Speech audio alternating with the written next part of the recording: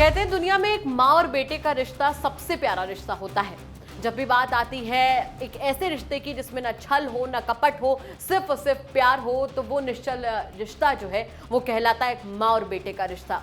आज तक आप भी यही सोचते आए होंगे, लेकिन आज जो हम आपको कहानी बताएंगे उसके बाद शायद आपकी सोच बदल जाए, क्योंकि बस्ती से रिश्तों को शर्मसार कर देने वाला, तार तार कर देने वाला एक ऐसा ही मामला सामने आया है, जहां पर एक बेटे ने अपनी मां को मौत के घाट से इसलिए उतार दिया क्योंकि उसकी मां को उसके और उसकी भाभी के नाजायज रिश्तों के बारे में पता चल गया था।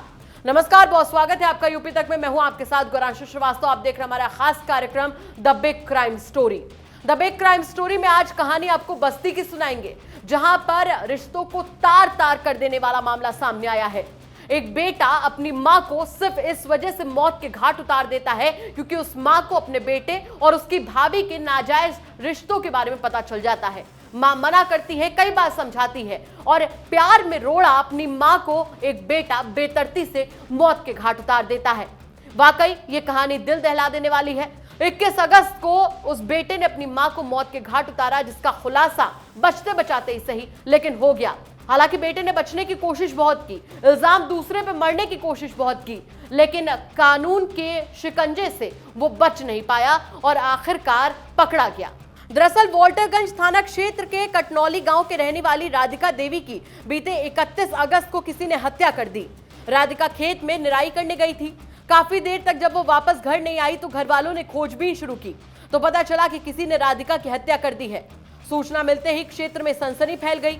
मौके पर पुलिस पहुंची और घटनास्थल का जायजा लिया।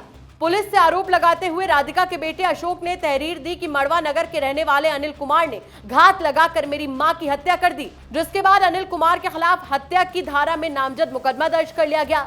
लेकिन जब पुलिस ने घटना की तफ्तीश शुरू की तो पाया कि जिसके खिलाफ अशोक ने मुकदमा दर्ज कराया है वो घटना में शामिल ही नहीं है। दरअसल अपने फुफेरे भाई अनिल पर अशोक ने जब यह आरोप मढ़ा तो उसके बाद में छानबीन में पता चला कि जो सीसीटीवी फुटेज है उसके फुफेरे भाई की, वो एक ढाबे की मिली है जो कि शहर में है और जो घटना है वो गांव की है। तो ऐसे में अनिल कहीं ना कहीं पूरी तरीके से इस मामले से पाक साफ हो गया और पुलिस का शक अशोक यानी कि महिला के बेटे पर तब और ज्यादा गहरा गया जब वो पुलिस पर दबाव बनाने लगा कि अनिल को गिरफ्तार किया जाए क्योंकि उसने ही उसकी मां की हत्या की है।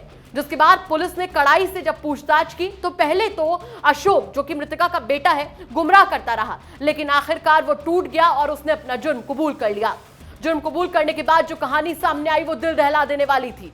एक बेटे ने अपनी मां को सिर्फ और सिर्फ इसलिए मौत के घाट उतार दिया क्योंकि उसकी भाभी से उसके नाजायज संबंध थे, और जब इस बात का पता उसकी मां को चल गया तो उसके बाद उसने अपनी मां को ही रास्ते से हटा दिया। इस पूरे मामले पर पुलिस का क्या कुछ कहना, आपको वो भी सुनवा देते हैं।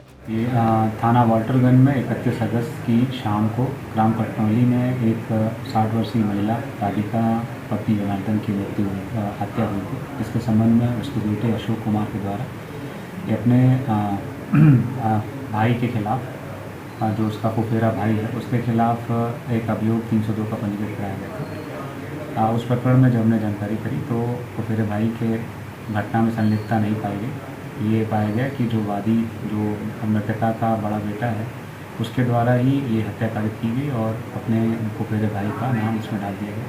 जो उपलब्ध साक्ष्य उस आधार पर अशोक कुमार, जो मृतका का बेटा है, उसको इस मुकदमे के संबंध में जेल भेजा गया। हत्या का कारण सर क्या बताया गया?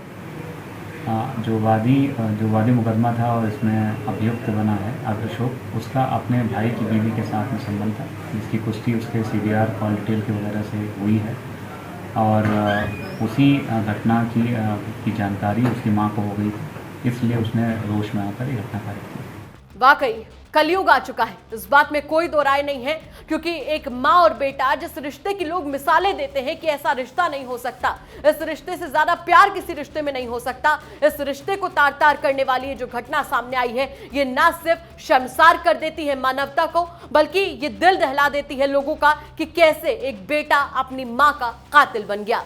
द बिग क्राइम स्टोरी में फिलहाल आज इतना ही। कल फिर से हाजिर होंगे क्राइम की सबसे बड़ी खबर लेकर रात ठीक 9:30 बजे। फिलहाल मुझे दीजिए इजाजत। नमस्कार।